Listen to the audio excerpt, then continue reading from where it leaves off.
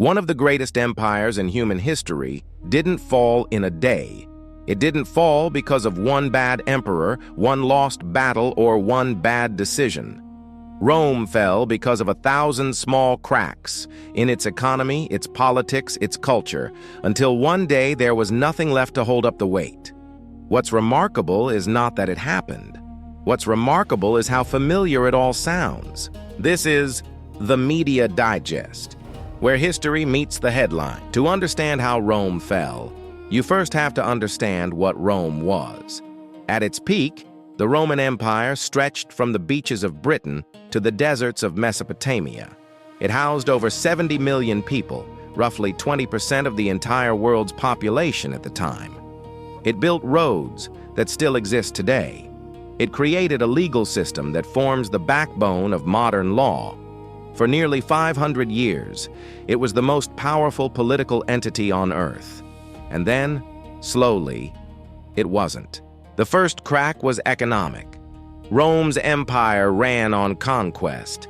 New territories meant new slaves, new resources, new tax revenue. But by the 3rd century AD, the borders had stopped expanding. The income stopped flowing in, but the expenses didn't stop. The military still needed paying. The bureaucracy still needed feeding. So Rome did what struggling empires do. It debased its currency. The silver content in Roman coins dropped from nearly 100% to less than 5% within a century. Prices skyrocketed.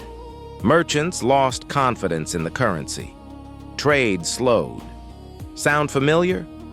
It should. The second crack was political. Between 235 and 284 AD, a period historians call the crisis of the 3rd century, Rome had over 50 emperors in just 50 years. Most of them were assassinated. The Senate had become a rubber stamp. Political loyalty was bought, not earned.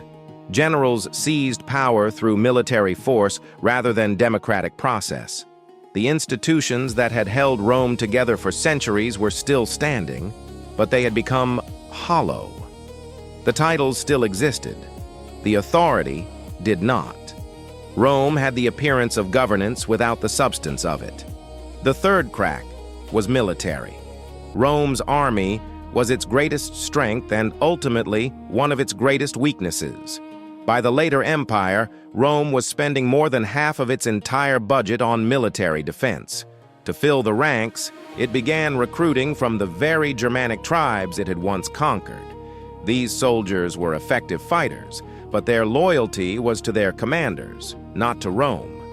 When the money ran out and the payments stopped, that loyalty evaporated. The empire was essentially paying foreign soldiers to protect it from other foreign soldiers. When the funding collapsed, so did the protection. The fourth crack was cultural. Roman citizens increasingly disengaged from civic life. Voter participation, where it existed, declined. Public discourse became entertainment rather than governance. The famous Roman games, the gladiatorial contests, the chariot races, were not just entertainment. They were distraction. Bread and circuses, the poet Juvenal called it. Keep the population fed and entertained, and they won't ask difficult questions. They won't notice the cracks forming in the walls. In 476 AD, the last Roman emperor of the West, a teenager named Romulus Augustulus, was quietly deposed by a Germanic chieftain named Odoacer. There was no great final battle, no dramatic last stand. The Western Roman Empire simply ceased to exist. Not with a bang, but with a bureaucratic handover. Historians still debate whether Rome truly fell or simply transformed. But what is undeniable is this: the most powerful civilization the Western world had ever seen collapsed under the weight of its own contradictions. Economic instability, political dysfunction, military overextension, civic disengagement, a population too distracted to notice until it was too late. Rome didn't fall because its enemies were too strong. It fell because its foundations had been quietly hollowing out for generations.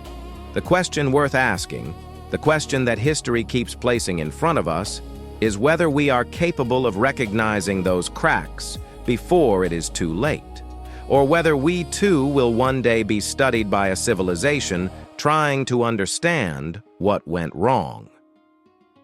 This has been the Media Digest. Stay sharp.